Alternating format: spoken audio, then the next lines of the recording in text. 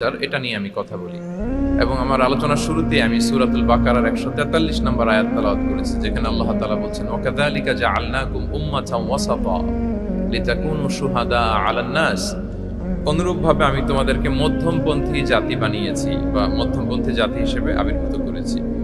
উম্মাতান ওয়াসাতা মানে উম্মাতান আদলান ওয়া খিয়ারা, শ্রেষ্ঠ জাতি, ন্যায়পরায়ণ জাতি, এবং যারা শ্রেষ্ঠ যারা ন্যায়পরায়ণ তারাই মূলত মধ্যমপন্থী জাতি।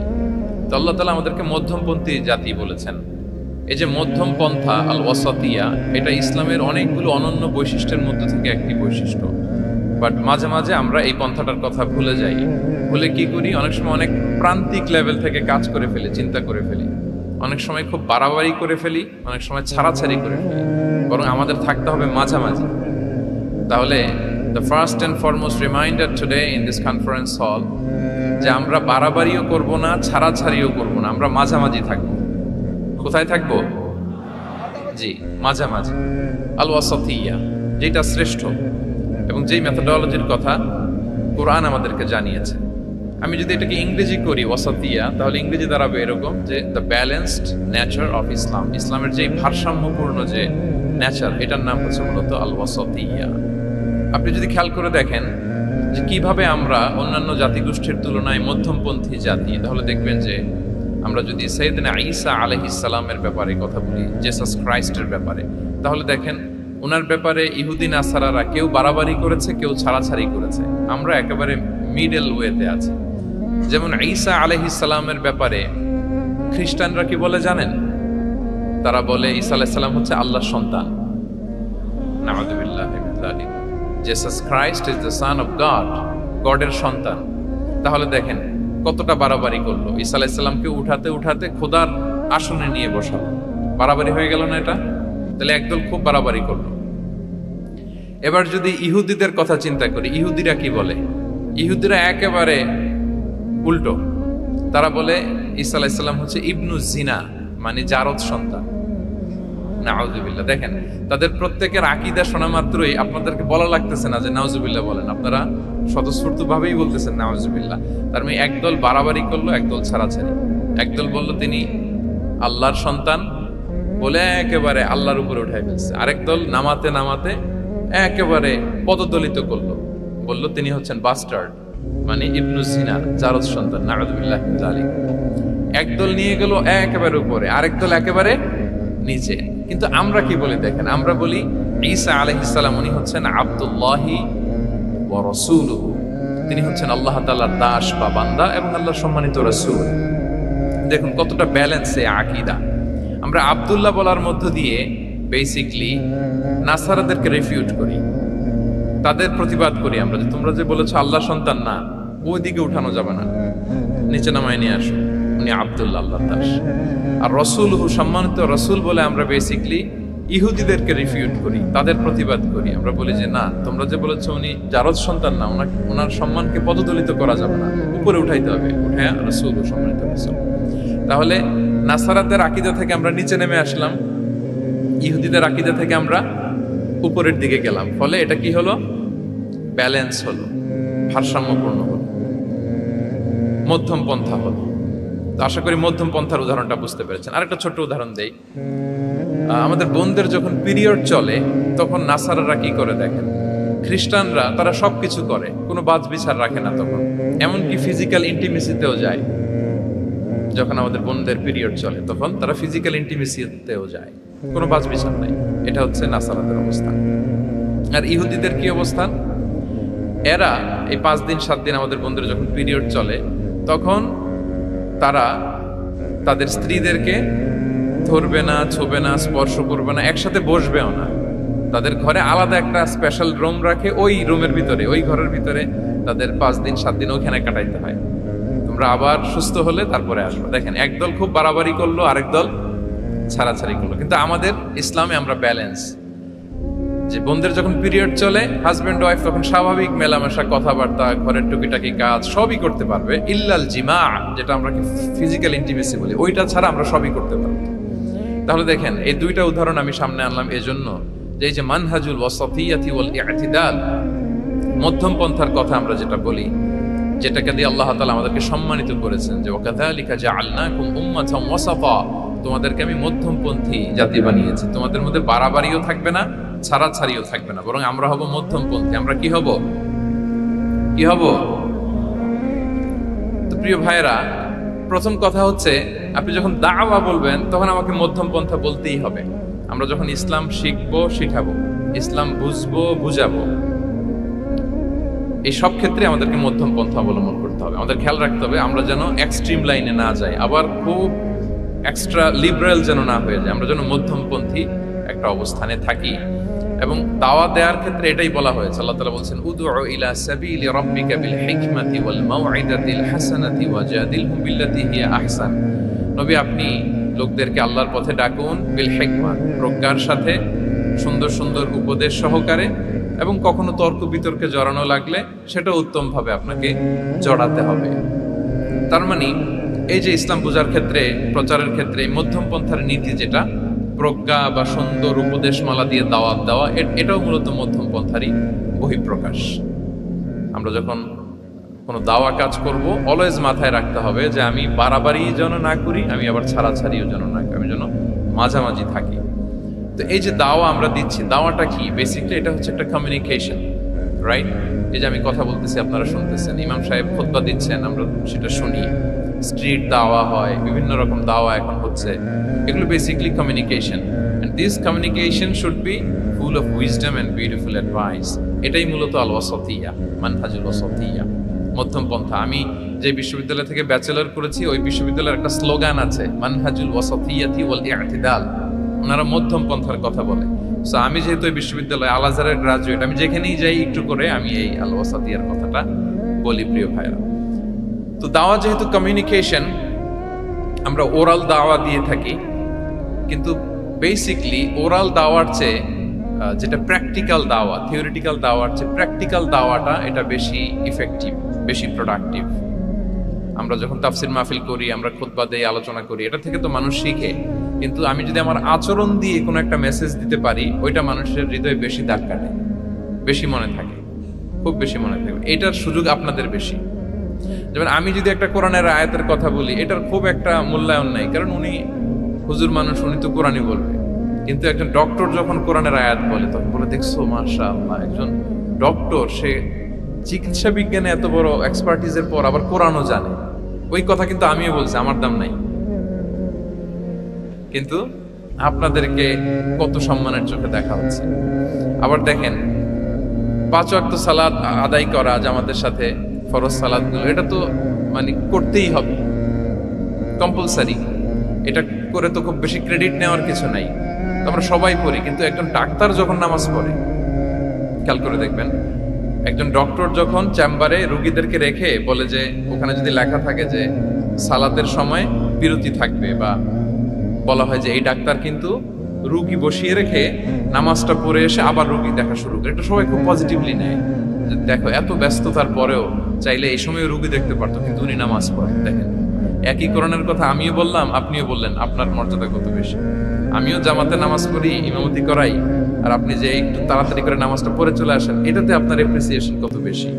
তো এভাবে আপনাদের কিন্তু দাওয়া কাজ করার সুযোগ অনেক বেশি, কারণ এটা অনেক মানে নোবেল একটা প্রফেশন, মহৎ পেশা।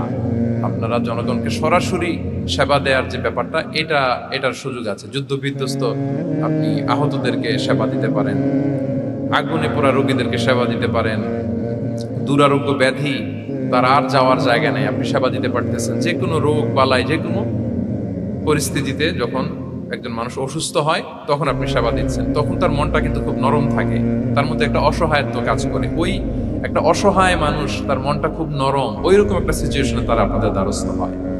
ফলে আপনাদের কিন্তু দাওয়া কাজ করার সুযোগ অনেক বেশি, এবং সেক্ষেত্রে ওরাল দাওয়ার চেয়ে আপনার যে প্র্যাকটিক্যাল দাওয়া, এটার ইফেক্ট অনেক বেশি। মানে আপনার চলনে বলনে, আপনার কথনে কথায়, আপনার ব্যক্তিত্বে, পার্সোনালিটিতে, এটার মাধ্যমে যে দাওয়া ফুটে ওঠে, ওইটা বেশি ইফেক্টিভ। নিজের আচরণ দিয়ে যে মেসেজটা দেওয়া যায়, এটা সবচেয়ে ইফেক্টিভ। আপনার লেনদেন, আপনার ডিলিংস কেমন, আপনি মানুষ হিসেবে কেমন, এটা সবচেয়ে পাওয়ারফুল দাওয়া।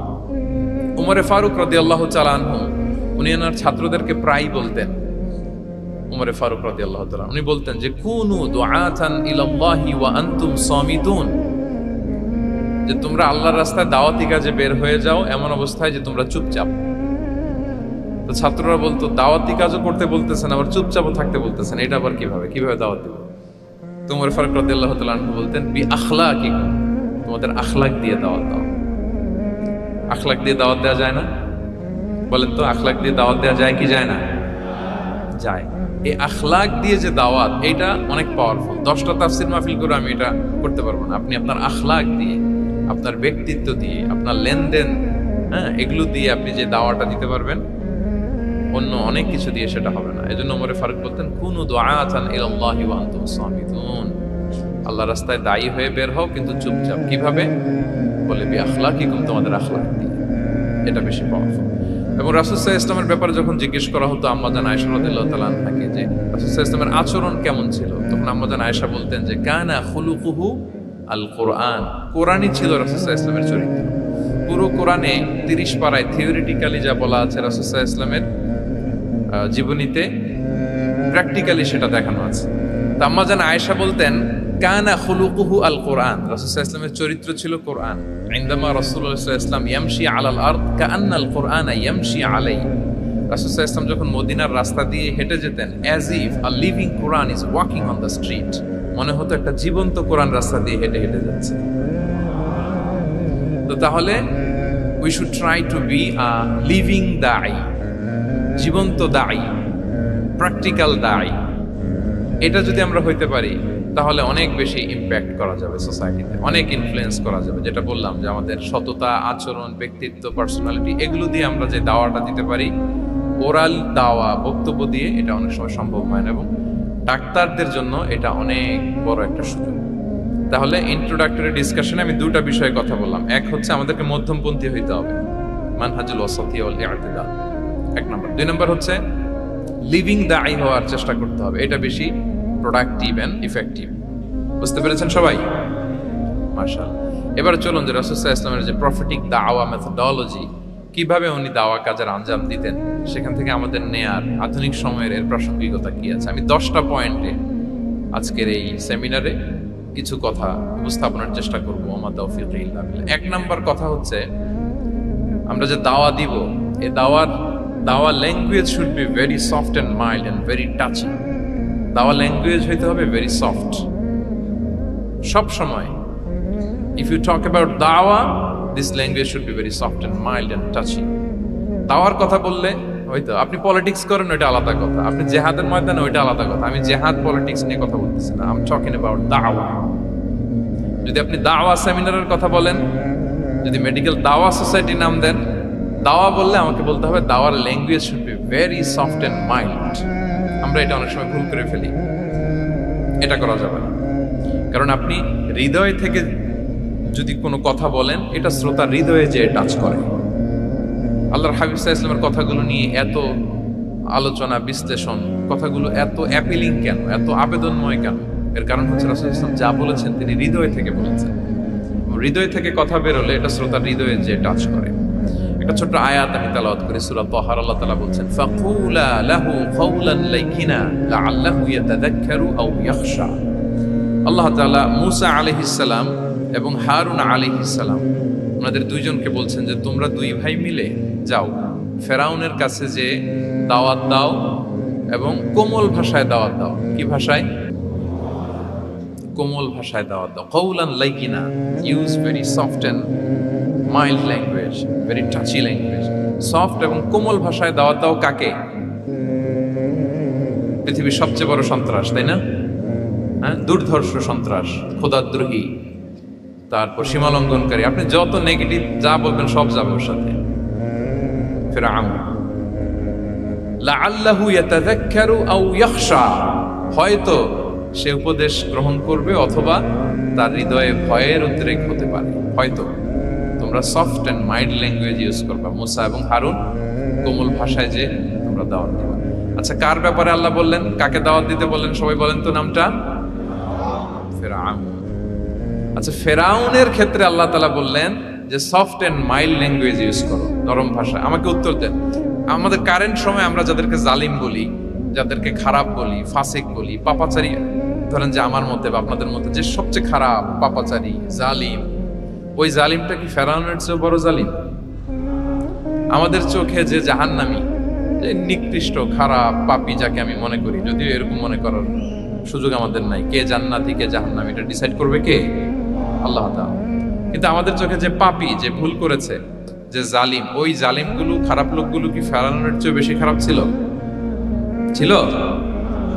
ওই ফেরাউনের ক্ষেত্রে আল্লাহ বলেছেন ফাকুল আল্লাহু কাউলান লাইকিনা, সফট ল্যাঙ্গুয়েজ ইউজ করো মুসা এবং হারুন, কোমল ভাষা ব্যবহার করো, হয়তো তার ভুল ভেঙে যাবে, হয়তো সে উপদেশ গ্রহণ করবে। তো তাহলে দেখেন কত বড় ভুল আমরা করি। আমরা মাঝে মাঝে এমন অ্যাটাকিং মোডে কথা বলি, এমন আগ্রাসী হয়ে কথা বলি, ওর মানার সুযোগ থাকলেও ও মানবে না। কি বলেন? যাও মানার একটু ইচ্ছা ছিল, আমার এই অ্যাটিটিউডের কারণে সে আর এটা শুনবে না। এটাই মানুষের স্বভাব। আপনি আগ্রাসী হয়ে অ্যাটাকিং হয়ে কথা বললে মানুষ এটা শুনে না।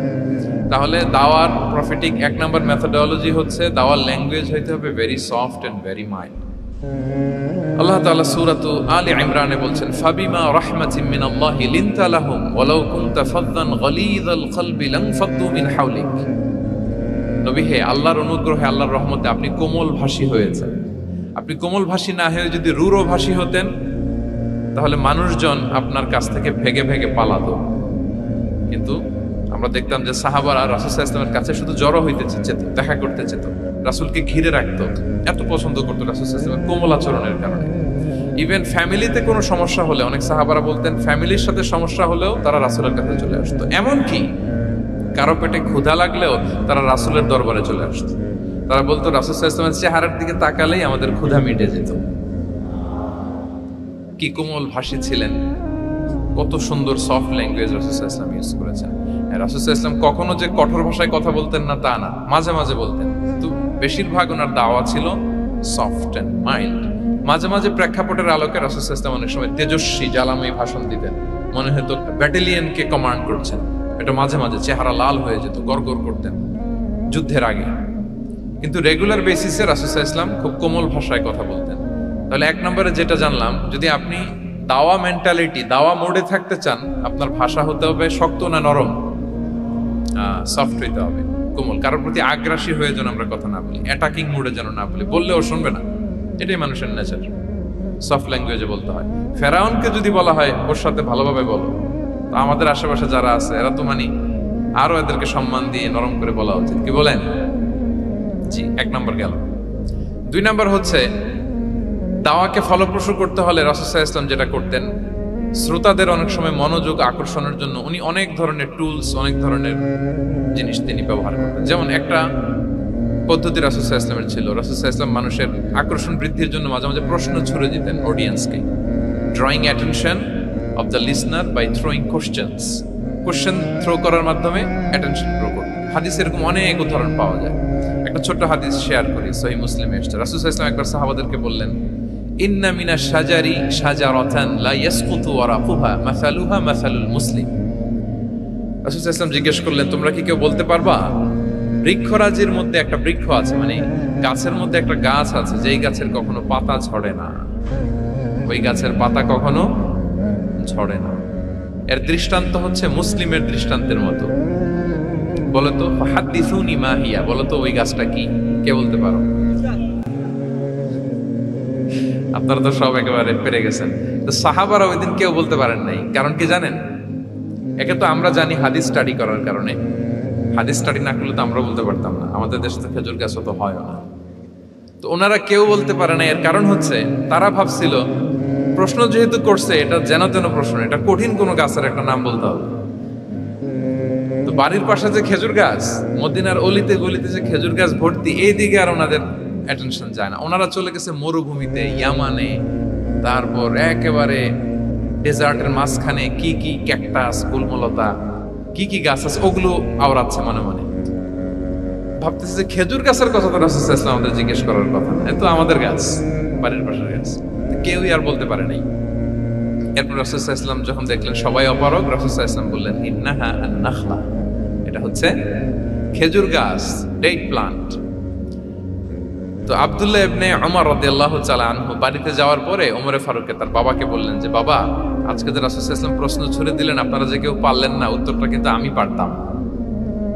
তো ওমরে ফারুক বললেন, বলো কি তুমি পারতা? তো বললা না কেন? তুমি আজকে উত্তর দিতে পারলে তো রাসূলের সামনে আমার বুকটা এত বড় হয়ে যেত। মানে লাল উট পেলে আরবরা যেই খুশি, আমি এর চেয়ে বেশি খুশি হতাম। তখন উনি বললেন যে আপনি পারতেছেন না, অন্যান্য বয়স্ক সাহাবারা পারতেছে না, মুরব্বীরা কেউ যেহেতু বলে নাই, আমি বিনয়ের খাতিরে উত্তরটা দেই নাই, কিন্তু আমি জানতাম যে এটা খেজুর গাছ। তাহলে দেখেন রাসূল সাল্লাল্লাহু আলাইহি ওয়াসাল্লাম অ্যাটেনশনটাকে ড্র করার জন্য প্রশ্ন ছুড়ে দিতেন। আপনারা তো মানে প্রশ্ন ছড়াই তো আপনাদের কাজ, যে কি অবস্থা, শরীরটা কেমন, পেট ঠিক আছে কিনা, ঘুম হয় কিনা, কমন প্রশ্ন না আপনাদের? আপনাদের কাছে গেলেই তো প্রথমে জিজ্ঞেস করে যে হজম হয় কিনা, তারপর ঘুম আসে কিনা, এই হয় কিনা, অনেক প্রশ্ন আপনারা করেন। তো এইভাবে আপনি যদি আস্তে আস্তে প্রশ্নের ছলে যদি তাকে আপনি দাওয়া দিতে চান, আপনি কিন্তু দিতে পারেন। এটা রাসূল সাল্লাল্লাহু আলাইহি ওয়াসাল্লামের একটা দাওয়া মেথডোলজি ছিল। দুইটা বলে ফেললাম, একটা হচ্ছে দাওয়ার ল্যাঙ্গুয়েজ হতে হবে অনেক শক্ত, নাকি হ্যাঁ নরম, সফট এন্ড মাইল্ড। দুই নাম্বার হচ্ছে প্রশ্ন ছুড়ে দিয়ে শ্রোতাকে আকর্ষণ করা, মনোযোগ আকর্ষণ করা। তিন নাম্বার ভিজুয়াল এক্সপ্লেনেশন, রাসূল সাল্লাল্লাহু আলাইহি ওয়াসাল্লাম এটা করতেন যাতে করে আরো সহজে বোঝানোর জন্য। এটা নিশ্চয়ই আপনারা করেন। রাসূল সাল্লাল্লাহু আলাইহি ওয়াসাল্লামের দাওয়া জিন্দেগিতে দেখা যায় প্রায় সময় কিছু উনি ভিজুয়াল এক্সপ্লেনেশন নিয়ে এসেছেন সাহাবাদের সামনে, যাতে করে সাহাবারা to get a better idea of the issue, আরো ইজিলি বুঝতে পারেন। যেমন একবার রাসূল সাল্লাল্লাহু আলাইহি ওয়াসাল্লাম অনাথ ইয়েতিমদেরকে যারা দেখভাল করে তাদের কি মর্যাদা, এটা বোঝাতে যে রাসূল সাল্লাল্লাহু আলাইহি ওয়াসাল্লাম দুই আঙ্গুল উঁচু করে একবার বললেন যে আনা ওয়া কাফিলুল ইয়াতীমি ফিল জান্নাতি কাহাতাইন, অর্থাৎ আমি এবং এতিমের রক্ষণাবেক্ষণকারী কিয়ামতের দিন এভাবে কাছাকাছি প্রতিবেশী হয়ে থাকবো। এই দুইটা আঙ্গুলের মাঝখানে যেমনি খুব একটা স্পেস নাই, গ্যাপ নাই, মানে একেবারে কাছাকাছি, নেইবরিং ফিঙ্গার, রাইট? আমি এবং এতিমের রক্ষণাবেক্ষণকারী এভাবে নেইবর হয়ে থাকবো। এই যে ভিজুয়াল এক্সপ্লেনেশন দেখছেন, এই যে দাওয়ার মধ্যে মাঝে মাঝে এরকম ভিজুয়াল এক্সপ্লেনেশন করতে হবে যাতে করে শ্রোতারা বোঝে। রাসূল সাল্লাল্লাহু আলাইহি ওয়াসাল্লাম করেছেন। মুসনাদে আহমদে এক হাদিস এসেছে, রাসূল সাল্লাল্লাহু আলাইহি ওয়াসাল্লাম একবার খেজুরের একটা ডাল নিয়ে মরুভূমির মধ্যে একটা দাগ টানলেন। খাত্তালানা রাসূলুল্লাহ সাল্লাল্লাহু আলাইহি ওয়াসাল্লাম খাত্তান, একটা স্ট্রেইট লাইন দিয়ে রাসূল সাল্লাল্লাহু আলাইহি ওয়াসাল্লাম বললেন এটা হচ্ছে সিরাতুল মুস্তাকিম। সাহাবাদের দৃষ্টি আকর্ষিত হলো, সবাই মনোযোগী হয়ে উঠল, তাই নাকি? এটা সিরাতুল মুস্তাকিম, যে দোয়া আমরা প্রতিদিন করি, ইহদিনাস সিরাতাল মুস্তাকিম। খেজুরের ডাল দিয়ে স্ট্রেইট লাইন কেটে বললেন এটা হচ্ছে সিরাতুল মুস্তাকিম। এবার ওই খেজুরের ডাল দিয়ে ডানে বায়ে অনেকগুলো ছোট ছোট দাগ কাটলেন আর বললেন হাদিহি সুবুলুশ শাইতান, এগুলো হচ্ছে শয়তানের রাস্তা, এটা হচ্ছে মুস্তাকিম, সোজা রাস্তা যেটা জান্নাতে যায়। আর ডানে বায়ে অনেকগুলো দাগ কাটলেন, ডেকে বললেন এই প্রতিটি রাস্তায় একটা করে শয়তান বসে থাকে, আর সে তোমাদেরকে টেম্পটেশন দিতে থাকে, প্রভোকেশন করতে থাকে, ধোঁকা দিতে থাকে, ওয়াসওয়াসা দিতে থাকে। ডানে বায়ে না তাকিয়ে এই সিরাতুল মুস্তাকিমের পথেই অবিচল থাকতে হবে। তাহলে দেখেন মরুভূমির মাঝখানে, তখন তো আর ওই যে এলইডি প্রজেক্টর থাকলে হয়তো রাসূল সাল্লাল্লাহু আলাইহি ওয়াসাল্লাম ওইটাই ব্যবহার করতেন, আমরা এটা এখন করতে পারি বোঝানোর জন্য। রাসূল সাল্লাল্লাহু আলাইহি ওয়াসাল্লাম খেজুরের ডাল দিয়ে মরুভূমির মধ্যে দাগ কেটে সাহাবীদেরকে এই ভিজুয়াল এক্সপ্লেনেশন দিলেন, এবং সাহাবারা খুব সহজে বুঝতে পারলেন যে কোনটা সিরাতুল মুস্তাকিম, কোনটা সিরাতুশ শাইতান। এভাবে রাসূল সাল্লাল্লাহু আলাইহি ওয়াসাল্লাম ভিজুয়াল এক্সপ্লেনেশন ইউজ করতেন। আমরা বিশ্বাসীরা যে ভাই ভাই, মুমিনরা যে ভাই ভাই, আমাদের সম্পর্ক যে কত সুদৃঢ় মজবুত, এটা বোঝাতে যে একবার রাসূল সাল্লাল্লাহু আলাইহি ওয়াসাল্লাম বললেন আল মুমিনু লিল মুমিনি কাল বুনিয়ান, বিশ্বাসীরা তাদের সম্পর্ক হচ্ছে কাল বুনিয়ান, একটা সুদৃঢ় প্রাচীরের মতো, সীসা ঢালা প্রাচীরের মতো। ইয়াশুদ্দু বা'দুহু বা'দা, যেটার এক পাশ আরেক পাশকে মজবুত করে। Strengthening one part the others, এক পার্ট আরেক পার্টকে মজবুত করে। যেমন বিল্ডিং, এদিকে ভেঙে ফেললে এটা নড়বড়ে হয়ে যাবে। তিনি বুঝালেন যে সুদৃঢ় প্রাচীরের মতো হচ্ছে বিশ্বাসীদের সম্পর্ক। এটা বলে ওয়াসাব্বাকা বাইনা আসাবিহি, মানে ডান হাতের আঙ্গুলগুলো বা হাতের ভেতরে ভেবে ঢুকিয়ে দিলেন, বললেন যে এরকম মজবুত। সুবহানাল্লাহ। এই যে এই হাতের আঙ্গুলগুলো এই হাতে ঢুকিয়ে এরকম চাপ দিলে খুব শক্ত হয় না, মজবুত হয় না? রাসূল সাল্লাল্লাহু আলাইহি ওয়াসাল্লাম বললেন আমাদের বন্ধন হচ্ছে এরকম সুদৃঢ় মজবুত, সুদৃঢ় সীসা ঢালা প্রাচীরের মতো। আল্লাহু আকবার। তাহলে এই যে ভিজুয়াল এক্সপ্লেনেশন, রাসূল সাল্লাল্লাহু আলাইহি ওয়াসাল্লাম বুঝানোর জন্য এই যে এরকম দাগ কাটা, কখনো এইভাবে, হাদিসে এরকম অনেক পাওয়া যায়। আমি অল্প কয়েকটা, সময়ের টাইম কনস্ট্রেন্টের কারণে অল্প কয়েকটা নিয়ে আসলাম। তাহলে এটা রাসূল সাল্লাল্লাহু আলাইহি ওয়াসাল্লামের একটা দাওয়া মেথডোলজি ছিল, বোঝানোর জন্য কত ইজিয়েস্ট ওয়েতে তিনি অডিয়েন্সের কাছে পৌঁছাতে পারেন। তিনি প্রয়োজনে ভিজুয়াল এক্সপ্লেনেশনের সহায়তা নিতেন। কয়টা গেল মেথডোলজি? তিনটা। 4 নাম্বার হচ্ছে গ্রাজুয়ালিটি, ধীরে ধীরে ধাপে ধাপে দাওয়া পরিচালনা করা, দাওয়া কাজ করা। এটাতে অনেক সময় আমরা ভুল করে ফেলি। আমরা অনেক সময় একটু রাশিং মেন্টালিটিতে থাকি, তাড়াহুড়ো। একজন ভাই নতুন দিনে ফিরছে, আগে হয়তো সংশয়বাদী ছিল, নাস্তিক ছিল, প্র্যাকটিস করতো না, এখন সে প্র্যাকটিসের ইচ্ছা করছে। এই সুযোগ পেয়ে আমি তারে বলা শুরু করলাম, নামাজ পড়তে হবে, রোজা রাখতে হবে, জাকাত দিতে হবে, তোমার ওয়াইফের পর্দা করাইতে হবে, হালাল হারাম ও কয়েক সারছে, আমার সম্ভব না। ও বলবে ভাই আগে যা ছিলাম ওইটাই ভালো ছিল, এতগুলো তো আমি মানতে পারবো না। তো এই যে আপনি তাকে দিন থেকে ভাগালেন, আপনার দাওয়া মেথোডোলজি জানা না থাকার কারণে আপনি তাকে ভাগালেন। একসাথে আপনি এত কথা বলবেন না। নতুন যখন কেউ দিনে ফিরে তাকে আপনি একসাথে এত কথা বলবেন না। নতুন যখন কোনো বোন ইসলামে আসতে চায় তাকে আপনি কঠিন করে বলবেন না। উপরে আমাদের বোনরা আছে, তাদেরকেও আমি বলবো সহজ করে বলেন। প্রথমে নামাজের কথা বলেন, নামাজ আস্তে আস্তে পড়ুক যতটুকু পারুক। প্রথমে হয়তো 5 ওয়াক্ত পারবে না, 1 ওয়াক্ত 2 ওয়াক্ত দিয়ে শুরু করবে, এরপর আস্তে আস্তে 5 ওয়াক্ত যাবে। এরপর তাকে একটু শালীন পোশাকের কথা বলেন, যে তুমি একটু শালীন পোশাক পরো, সেফটি সিকিউরিটির জন্য ভালো।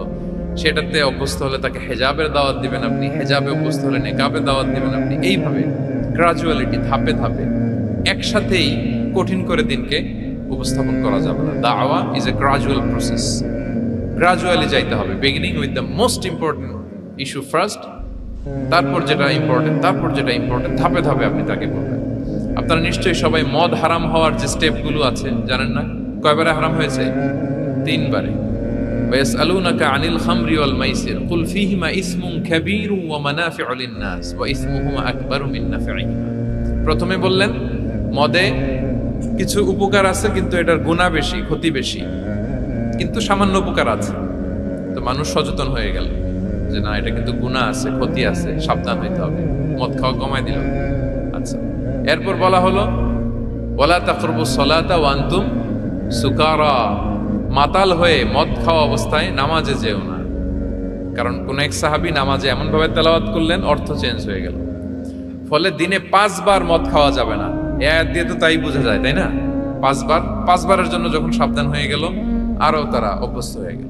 এরপরে নাজিল হলো ইন্নামাল খামরু ওয়াল মাইসিরু ওয়াল আনসাবু ওয়াল আজলামু রিজসুম মিন আমালি শাইতানি ফাজতানিবু। মদ, জুয়া, ভাগ্যলিপি এগুলো শয়তানের কাজ, এগুলো থেকে বেঁচে থাকে। সবাই মদিনার ঘরের ভেতরে মদের বোতল যেগুলো ছিল ভেঙে সব রাস্তায় মদ দিয়ে মদিনার অলিগলি সয়লাম। সুবহানাল্লাহ, কারো কষ্ট হয়নি, কারণ ধাপে ধাপে মদকে হারাম করা হয়েছে। কেউ যদি চেইন স্মোকার থাকে, আপনি যদি বলেন যে স্মোকিং হারাম, কালকে থেকে একটাও খেতে পারবে না, ও পারবে? ও তো মারা যাবে। ও সব বাদ দিতে পারবে, স্মোকিং বাদ দিতে পারবে না। তো কি করবেন? তাকে আপনি অল্প অল্প করে, যে একটু একটু করে ছাড়ো। এই যে রমজান আসতেছে, সারাদিন তো করতেই পারবা না, রাতে 2-3টা করে খাইও, বেশি খাইও না। মানে ছাড়ানোর জন্য বলতেছে আর কি। যে 10টা খায়, তারা যদি আপনি 2টা খাইতে বলেন, এটা তো আপনি দাওয়াই দিলেন নাকি, কমাইতে বললেন। তো সিগারেটের প্রতি তো আর উৎসাহিত করতেছি না আমরা। চেইন স্মোকার ও 10টা ছাড়া হয় না প্রতিদিন।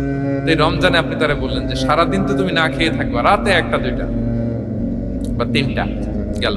প্রথম দশকে 3টা, এরপরের দশকে 2টা, তারপরের দশকে 1টা। যে 1টা খায়, তারপরের দিন তো সে চাইলে ছেড়েও দিতে পারে, কি বলেন? এইভাবে গ্রাজুয়ালি তাকে ছাড়ানোর জন্য অভ্যস্ত করতে হবে। তাহলে এই গ্রাজুয়ালিটিটা দরকার। আমি হাদিস থেকে, সিরাত থেকে একটা উদাহরণ দেই, শুনুন। রাসূল সাল্লাল্লাহু আলাইহি ওয়াসাল্লাম মুআয ইবনে জাবাল রাদিয়াল্লাহু তাআলা আনহুকে ইয়ামানের গভর্নর করে পাঠালেন। তো তখন তাকে বললেন যে মুআয, ইন্নাকা তাআতি কওমান মিন আহলিল কিতাব, তোমাকে এমন একটা এলাকার গভর্নর করে পাঠাচ্ছি, তারা কিন্তু আহলি কিতাব, মানে people of the books, Jews and Christian community, তারা ইহুদি খ্রিস্টান। সো তাদেরকে যখন দাওয়াত দিবা, ধাপে ধাপে দিবা। কিভাবে দিবা? তিনি বললেন ফাদউহুম ইলা শাহাদাতি আন লা ইলাহা ইল্লাল্লাহ ওয়া আন্না মুহাম্মাদুর রাসূলুল্লাহ। প্রথমে দাওয়াত দিবা তাওহীদ আর রিসালাতের। আওয়াজ করে বলেন, প্রথমে কিসের? তাওহীদ এবং রিসালাত। আচ্ছা, ফাইনহুম আতাউ লিযালিক, তারা যখন এটা মেনে নেয়। আরবিটা খেয়াল করেছেন অর্থটা? ফাইনহুম আতাউ লিযালিক, তাওহীদ রিসালাত যদি মেনে নেয়, তাহলে তাদেরকে 5 ওয়াক্ত নামাজের দাওয়াত দিও। 5 ওয়াক্ত নামাজে যখন তারা অভ্যস্ত হয়ে যায়, ফাইনহুম আতাউ লিযালিক, যখন তারা এটাও মেনে নেয়, তখন তাদেরকে যাকাতের আদেশ করো। সুবহানাল্লাহ, সুবহানাল্লাহ। দেখেন, ধাপে ধাপে, একবারে সবগুলো বিধান একবারে তাদের সাথে শেয়ার করতে বলেননি। প্রথমে তাওহীদের, রিসালাতের মেনে নিলে, সালাতের মেনে নিলে যাকাতে ধাপে ধাপে। তাহলে একবারে কেউ নতুন যখন দিনে ফিরেছে একবারে সবকিছু তার ঘাড়ে চাপিয়ে দিবেন আপনি? কি করবেন? গ্রাজুয়ালি, ধাপে ধাপে আমরা এই দাওয়াটা তাদেরকে দেওয়ার চেষ্টা করবো। এটা খুব ইফেক্টিভ হবে, ফলপ্রসূ হবে। আচ্ছা, 4টা কভার করে ফেলেছি। 5 নাম্বার হচ্ছে দাওয়ার মধ্যে ইমোশনাল ইন্টেলিজেন্স ইউজ করতে হবে, তাহলে এটা মোর ইফেক্টিভ হবে। মানে আপনি মানুষের আবেগ অনুভূতি নাড়িয়ে দিয়ে যদি দাওয়া দিতে পারেন, এটা তার শুদ্ধাচারের জন্য অনেক কাজে দেবে। ইমোশনাল ইন্টেলিজেন্স মানে তার আবেগ, ইমোশনকে আপনি ট্রিগার আপ করবেন, ওইটাতে আপনি টাচ করবেন, তাহলে দেখবেন যে সে একেবারে কাবু হয়ে গেছে। রাসূল সাল্লাল্লাহু আলাইহি ওয়াসাল্লামের সিরাতে আমরা অনেক সময় দেখেছি যে ইমোশনাল ইন্টেলিজেন্সকে কাজে লাগিয়ে রাসূল সাল্লাল্লাহু আলাইহি ওয়াসাল্লাম তার আবেগ অনুভূতিতে এমন ভাবে নাড়া দিয়েছেন, তাকে আল্লাহ তাআলা হেদায়েতের রাস্তায় নিয়ে এসেছে। সুবহানাল্লাহ। একটা ছোট্ট উদাহরণ দেই, মুসনাদে আহমদ ইবনে হাম্বলের হাদিস, কিভাবে ইমোশনাল ইন্টেলিজেন্স রাসূল সাল্লাল্লাহু আলাইহি ওয়াসাল্লাম ইউজ করতেন, আবেগ অনুভূতিকে কিভাবে নাড়া দিতেন রাসূল সাল্লাল্লাহু আলাইহি ওয়াসাল্লাম। এক যুবক এসে সাহাবাদের সামনে রাসূল সাল্লাল্লাহু আলাইহি ওয়াসাল্লামকে বললেন, ইয়া রাসূলুল্লাহ ইযান লি বিজিনা, হে আল্লাহর রাসূল আপনি আমাকে জিনার অনুমতি দেন। নাউযুবিল্লাহ। কিসের? জিনার, মানে ব্যভিচারের অনুমতি দেন, ব্যভিচার বা জিনার অনুমতি দেন। আশেপাশের সাহাবারা তো রেগে মেগে আগুন। ফাআকবাল আল কওমু আলাইহি ফাজাজারু, সবাই তাকে দৌড়ে ধরতে গেল আর ধমকাতে লাগলো, ছি ছি ছি, মাহ মাহ। আমরা যেটা বাংলায় বলি ছি ছি, আরবিতে ওনারা কি বলে? মাহ মাহ, ছি ছি।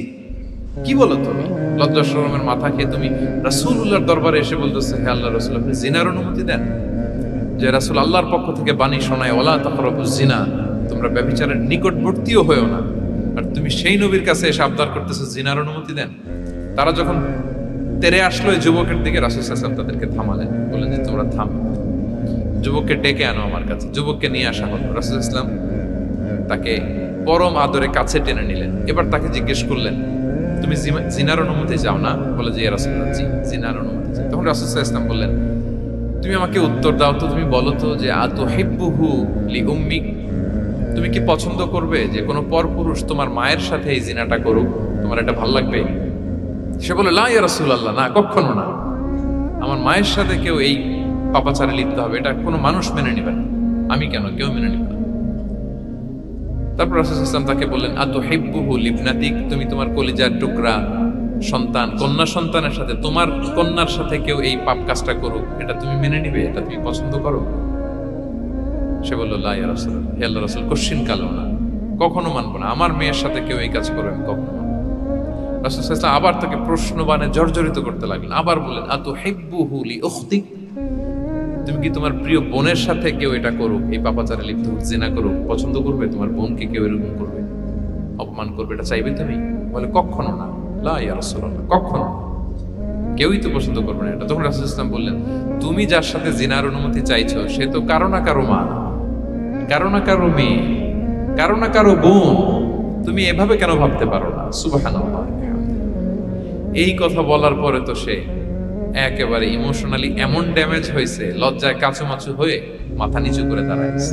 তখন রাসূল ইসলাম তার পিঠে একটা আলতো চাপড় মারলেন, পরম মমতায় আলতো চাপড় দিয়ে তার জন্য দোয়া করলেন, আল্লাহুম্মা গফির যামবাহ ওয়া তাহহির কলবাহ ওয়া হাসসিন ফারজাহ, আল্লাহ তুমি এই যুবকের পাপ মোচন করো, আল্লাহ তুমি তার অন্তরটাকে পরিশুদ্ধ করো, আল্লাহ তুমি তার চরিত্রটাকে নিষ্কলুষ করো। এই হাদিসের রাবি উনি বলতেছেন, ফালাম ইয়াকুন বা'দা যালিকাল ফাতা ইয়ালতাফিতু ইলা শাই, এবং নেতা যদি ভুল করে ফেলে ওনাকে ভদ্রভাবে শুধরে দেয়া, এটাও আমাদের দায়িত্ব। আওয়াজ করে বলতে হবে, ঠিক কি না? ঠিক। মসজিদের ইমাম সাহেব, উনি মসজিদের নেতা, ঠিক কি না? আওয়াজ করে বলেন তো, ইমাম মানে কি? আরো জোরে বলেন। ইমাম সাহেব জোহরের সালাতে 2 রাকাতের পরে বসার কথা, ইমাম সাহেব দাঁড়ায় গেছে, কি করবেন? কি করবেন?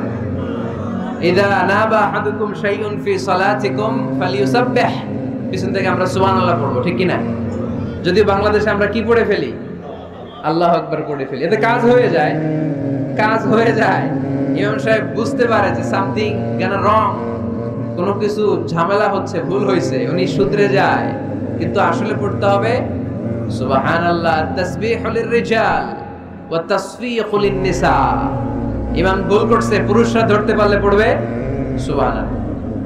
পিছনের পুরুষ মুক্তাদিরা কেউ ভুল ধরতে পারে নাই, পিছনের মহিলারা ভুল ধরতে পারছে, ওনারাও শুধরে দিতে হবে, ঠিক কিনা? ওনারা কি করবে? এরকম একটা সুইক করবে, শুধরে দিতে হবে, ঠিক কিনা? আচ্ছা, ইমাম সাহেব কেরাতে ভুল করলেন, একবার, দুইবার, তিনবার, ইমাম সাহেব বারবার আটকে যায়, পড়তে পারে না, তখন আমাদের দায়িত্ব কি? তাফতাহু আলাল ইমাম, ইমামকে ছুটায় দিতে হবে, শুধরে দিতে হবে, ঠিক কিনা? তো মসজিদের ইমাম যদি ভুল করে, মসজিদের নেতা ভুল করলে যদি শুধরে দিতে হয়, সমাজের নেতাও ভুল করলে শুধরে দেওয়ার দরকার আছে না নাই? এটাও শুধরে দিতে হবে নসিহতের মাধ্যমে, সুন্দর পরামর্শের মাধ্যমে। নেতারাও মানুষ, ওনারা ফেরেশতা নন, ওনাদেরও ভুল হয়ে যেতে পারে। নসিহতের মাধ্যমে, সুন্দর পরামর্শের মাধ্যমে নেতাদেরকে শুধরে দিতে হবে, ঠিক কিনা? আমরা নেতৃত্বের গুণাবলীর ব্যাপারে কথা শুনবো। আমরা আজকে দেখার চেষ্টা করব একজন নেতা হলে কি করতে হয়, নেতার কি কোয়ালিটি লাগে, এবং আমরা একটু সবাই মিলে ক্রস চেক করব, ডাবল চেক করব যে এই গুণগুলো আমার রাসূলের ছিল কিনা, কেমন ভাবে রাসূল সাল্লাল্লাহু আলাইহি ওয়াসাল্লাম এই গুণগুলোর আলোকে আমাদেরকে নেতৃত্ব দিয়েছেন। আমাদের নেতৃত্ব সংকট দূর করার জন্য এগুলোর ব্যাপারে জানার দরকার আছে না নাই? আছে। নেতৃত্ব দিতে হলে সর্বপ্রথম যে কোয়ালিটিটা লাগে সেটা হচ্ছে কাজ করা লাগে। কাজ। কেউ যদি নেতা হইতে চায় তার কি করা লাগবে? আমি প্রশ্ন করলে আমাকে উত্তর করবেন। নেতা হইতে হইলে আগে কি করতে হয়? কাজ। আগে কাজ, পরে নেতা। যে কাজ করে সে নেতা হয়। শুধু বক্তব্য দিলে নেতা হওয়া যায় না, ঠিক কিনা? বক্তব্য সর্বস্ব নেতা কি আমরা চাই? আমরা এমন নেতা চাই যারা কাজ করবে আমাদের জন্য 24 ঘন্টা, যারা আমাদের জন্য মাঠে ময়দানে চলে আসবে, দিন রাত কাজ করে বাংলাদেশকে সোনার বাংলা হিসেবে তারা গড়ে তুলবে। আওয়াজ করে বলেন ঠিক কিনা? তাহলে নেতা হওয়ার জন্য প্রথম যে কোয়ালিটি, বৈশিষ্ট্যের দরকার সেটা হচ্ছে আগে কাজ, পরে নেতা। আমি প্রশ্ন করব, আপনারা আওয়াজ করে উত্তর দিন। আগে কি? সবাই উত্তর দিতে পারেন নাই, আওয়াজ করে বলেন আগে কি? পরে কি? আগে পরে, মনে থাকবে? তাহলে নেতৃত্ব দিতে হলে প্রথমে কাজ করতে হয়। প্রথমে যে কোনো কাজ করো না ভাই, যে কোনো কাজ করো, তা যেন হয় সবার চেয়ে সবচেয়ে সুন্দর, ঠিক কি না? যে কোনো কাজ করো না ভাই, যে কোনো কাজ করো, তা যেন হয় সবার চেয়ে সবচেয়ে সুন্দর। হোক না সেটা পড়া লেখা, রঙের ভাষায় ছবি আঁকা, হোক না সেটা সামান্য কাজ কিংবা মহত্তর, তা যেন হয় সবার চেয়ে সবচেয়ে সুন্দর। যে কোনো কাজ করো না ভাই, যে কোনো কাজ করো, তা যেন হয় সবার চেয়ে সবচেয়ে সুন্দর, ঠিক কি না? যেটাই করি আমরা ওটার জন্য উইথ প্রফেশনালিজম, সর্বোচ্চ এফোর্ট দিয়ে যেন আমরা করি। যে করতে পারবে সেই নেতা হবে, সেই নেতা। তাহলে আমরা বুঝলাম আগে কাজ, পরে to serve before to lead. I repeat, আমি আবারও বলছি, to serve before to lead. নেতৃত্ব দেওয়ার আগে আগে কাজ করতে হবে। আরবিতে বলে সাইয়্যিদুল কওমি খাদিমুহুম। জাতির নেতা তো সে হয় যে জাতির খেদমত করে। খেদমত না করে নেতা হওয়া যায়? কাজ না করে নেতা হওয়া যায়? যায় না। এজন্য আগে কাজ।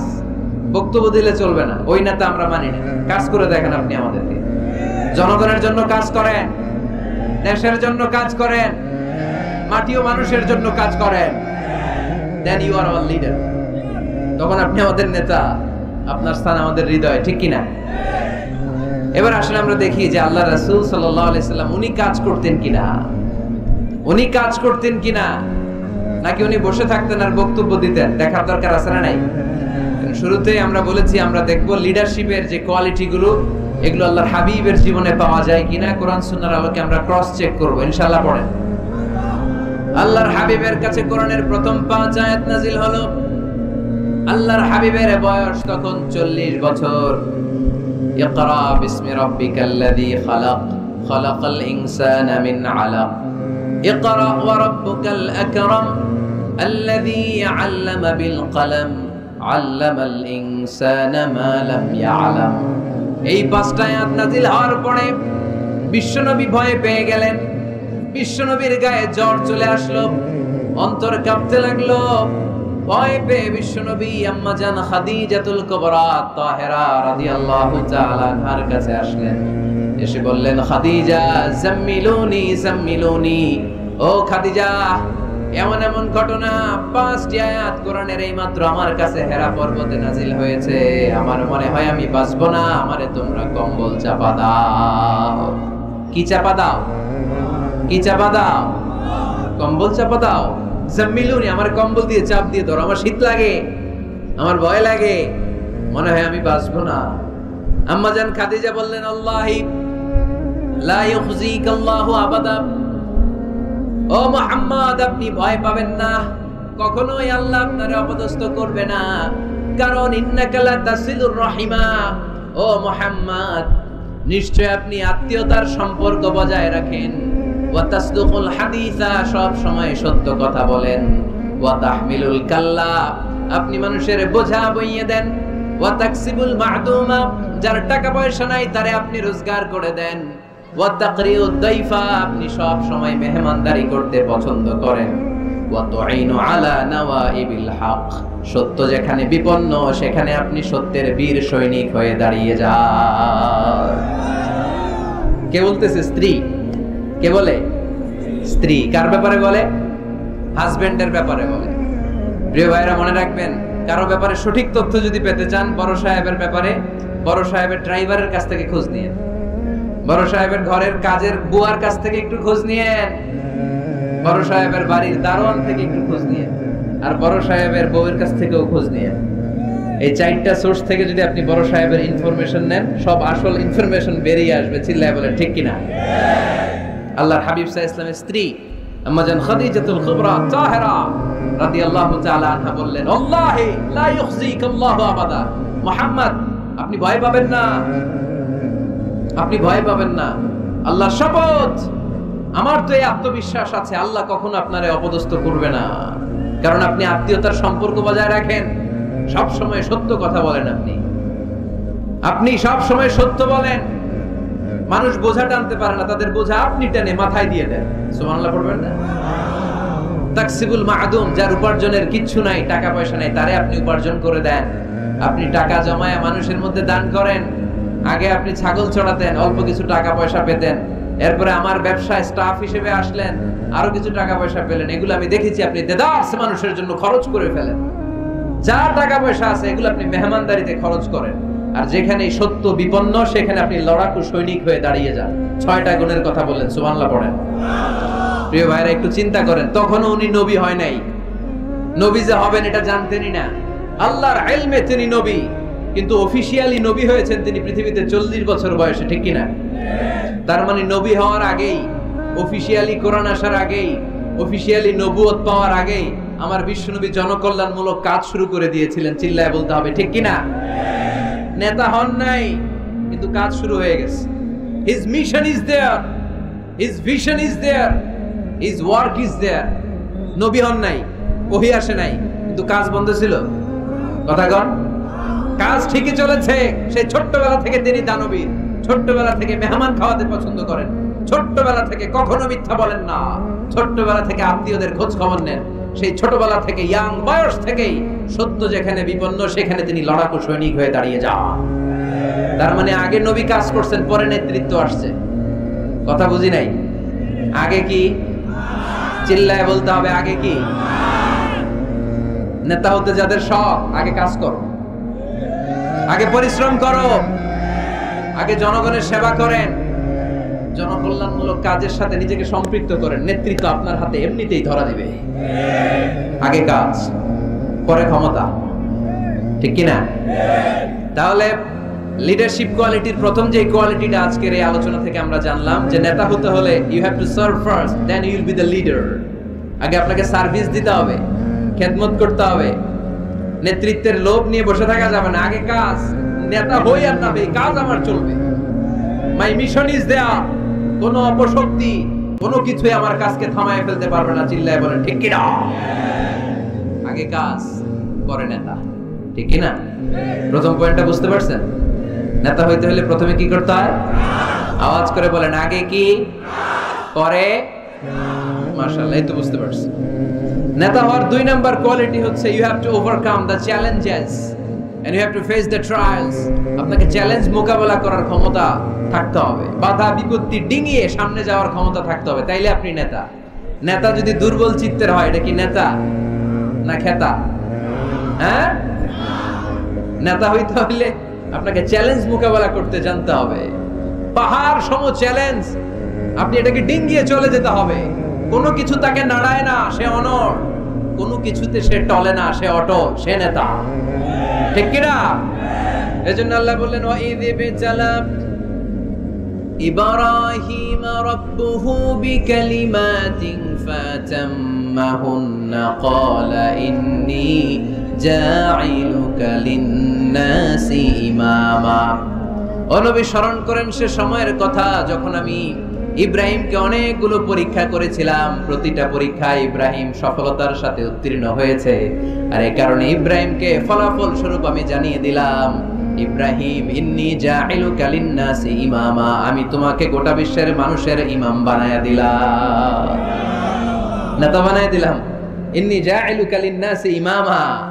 When Allah test Ibrahim with some trials and he successfully overcome all the trials, and Allah said, Ibrahim, I'm gonna make you the leader. Ibrahim যতগুলো পরীক্ষা নিয়েছে সবগুলাই পাস। আগুনের পরীক্ষা পাস, নমরুদের পরীক্ষা পাস, কাবা ঘরের দায়িত্ব দেওয়া হয়েছে, এই পরীক্ষায় পাস। সন্তানকে মরুভূমিতে রেখে আসতে বলা হয়েছে, পাস। যতগুলো পরীক্ষা আমি নিলাম সবগুলাই তুমি পাস। তুমি বাধা বিপত্তি ডিঙিয়ে নিজেকে প্রমাণ করতে সক্ষম হয়েছে, আর ফলাফল স্বরূপ আমার ঘোষণা, ইন্নী জাঈলুকা লিন-নাসি ইমামা, আমি তোমার ইমাম বানায় দিলাম, নেতা বানায় দিলাম। তার মানে নেতা হতে হলে যত ওভারকাম আছে, স্ট্রাগল আছে, চ্যালেঞ্জ আছে, এগুলো ডিঙিয়ে সামনের দিকে আগাতে হয়। নেতা ভয় পাইলে চলে না, চিল্লা এখন ঠিক কিনা? বাধা আসবে, বিপত্তি আসবে, নেতা অটল অনড়, তাহলেই চিনি নেতা। বুঝতে পেরেছেন? এবার আমরা দেখি যে আল্লাহ রাসূল সাল্লাল্লাহু আলাইহি ওয়াসাল্লামের জীবনে বাধা বিপত্তি ছিল কিনা, চ্যালেঞ্জ তিনি ওভারকাম করেছিল কিনা। আপনাদের কি মনে হয়, আমার নবীর জীবনে কোনো বাধা বিপত্তি ছিল না? আওয়াজ শুনে তো মনে হয় ছিল না। হ্যাঁ, আবু জাহেল তো আল্লাহ রাসূলকে লাল গালিচার সংবর্ধনা দিছিল, তাই না? হ্যাঁ, গোলাপ ফুলের বিছানা বানায় রাখছিল, তাই না? পাহাড় সম চ্যালেঞ্জ ওভারকাম করে তিনি নিজের নেতৃত্বের প্রমাণ দিয়েছেন, নিজেকে প্রমাণ করে করে তিনি সামনের দিকে এগিয়েছেন। ঠিক কিনা? যেন তেন পরীক্ষা বিশ্বনবী দেন নাই, এমন এমন পরীক্ষা রব্বুল আলামিন বিশ্বনবীর কাছ থেকে নিয়েছেন, গোটা বিশ্বের কোন নবী ওই পরীক্ষা দেয় নাই। আল্লাহর হাবিব সাল্লাল্লাহু আলাইহি ওয়াসাল্লামকে পাগল বলা হয়েছে, হয় নাই? কবি বলা হয়েছে, গণক বলা হয়েছে, গণক। আল্লাহ রাসূল সাল্লাল্লাহু আলাইহি ওয়াসাল্লামকে বলা হয়েছে আফতার, লেজ কাটা, নির্বংশ। আল্লাহর হাবিব সাল্লাল্লাহু আলাইহি ওয়াসাল্লাম যখন মক্কায় সালাত পড়তেন, ওটের পচা নারীবুড়ি পিঠে চাপিয়ে দেয়া হতো। 3 বছর শিয়াবে আবি তালেবের জেলখানায় বন্দী ছিলেন। আপনি বন্দী ছিলেন কয় বছর? আমি ছিলাম কয় বছর? আল্লাহর হাবিব সাল্লাল্লাহু আলাইহি ওয়াসাল্লাম কয় বছর বন্দী? এটা অর্থনৈতিক আগ্রাসন, সামাজিক বয়কট। এদের সাথে কারো বিয়ে হবে না, এদের কাছে কোনো পণ্য বিক্রি করবে না, এদের থেকে কিছু কিনবে না। প্রথম বছর যেহেতু ওনারা ছাগল চড়াতেন, ছাগলের গোশত খেলেন। দ্বিতীয় বছর সাহাবারা ছাগলের চামড়া খেলেন। তৃতীয় বছর গাছের পাতা, লতা পাতা, শিকড় আর ছাল খেয়ে বেঁচেছিলেন। The life is not a bed of roses. এই পৃথিবীটা কুসুমাস্তীর্ণ নয়, এটা কণ্টকাকীর্ণ। এই পৃথিবীতে কেউ কাউর জন্য জায়গা ছেড়ে দেয় না, এখানে জায়গা করে নিতে হয়। পৃথিবীতে তোমাকে জানান দিতে হবে যে তুমি পৃথিবীতে এসেছো। কঠিন বিপত্তিকে, পরীক্ষাকে তুমি জানাও যে তুমিও কম শক্ত না। ঠিক কিনা? একজন পুরুষের 1 ফোঁটা বীর্যে 20 কোটি শুক্রাণু না থাকলে চিকিৎসা বিজ্ঞান বলে ওই বীর্য থেকে কোনো সন্তান জন্ম নেয় না। 1 ফোঁটা বীর্যে কয় কোটি শুক্রাণু? 20 কোটি শুক্রাণু। ওই 20 কোটি শুক্রাণুর মধ্যে আমি একটা, ঠিক কিনা? আপনি একটা, আমরা সবাই এক একটা। এই প্রতিটা শুক্রাণু চেয়েছিল ডিম্বাণুর গায়ে আঘাত করে সফল হতে, কেউ হইতে পারে নাই। 19,99,99,999টা ফেল। পাস করছিলাম সেদিন আমি, পাস করেছিলেন, চ্যাম্পিয়ন হয়েছিলেন সেদিন আপনি। সেদিন আপনার হাত ছিল, পা ছিল, মামা খালু ছিল, ফোন কল ছিল, এত কিছু না থাকতো সেদিন আপনি চ্যাম্পিয়ন হয়েছেন, কেউ আপনারা থামায় রাখতে পারে নাই। তার মানে এই পৃথিবীর বুকেও কেউ আপনারা থামায় রাখতে পারবে না। চিল্লায় বলেন ঠিক কি না? পারবে না। অদম্য সাহস আর শক্তি সম্ভাবনাকে দিয়ে আল্লাহ তাআলা মানুষকে তৈরি করেছেন। এক একটা মানুষের যে কি ব্রেনের ক্যাপাসিটি, তার যে কত ক্ষমতা আল্লাহ দিয়েছেন মানুষ জানেই না। আল্লাহর হাবিব সাল্লাল্লাহু আলাইহি ওয়াসাল্লাম এরকম বাধা বিপত্তি অতিক্রম করে নিজেকে প্রমাণ করে করে সামনের দিকে এগিয়েছেন। 3 বছর জেল কাটলেন। মক্কা থেকে 80 কিলোমিটার পথ পাড়ি দিয়ে তিনি তায়েফে গেলেন। তায়েফে কেন গেলেন? জমি কেনার জন্য, তাই না? কথা কয় না? 10 বিঘা জমি কেনার প্ল্যান করছিলেন তায়েফের। হ্যাঁ, নিজের কোন লাভের জন্য গেছেন তায়েফে? তায়েফবাসীদেরকে জাহান্নামের আগুন থেকে বাঁচানোর জন্য, নিজের লাভের জন্য না। তায়েফবাসীরা যেন জাহান্নামে ফেরেশতাদের লাথি না খায়, তায়েফবাসীরা যেন জাহান্নামের আগুনে না জ্বলে, ওদেরকে বাঁচানোর জন্য, ওদের লাভের জন্য আল্লাহর হাবিব সাল্লাল্লাহু আলাইহি ওয়াসাল্লাম গিয়েছিলেন। সেখানে তিনি ওয়েলকামড হন নাই, সেখানে পাথর বৃষ্টি মারা হয়েছে। এমন তাবৎ কোনো অত্যাচার নাই বিশ্বনবীর উপর করা হয় নাই। 3টা জায়গায় কি সুশ্রী দেহ আমার নবীর, কি সুন্দর ছিল আল্লাহর হাবিব সাল্লাল্লাহু আলাইহি ওয়াসাল্লামের শরীর।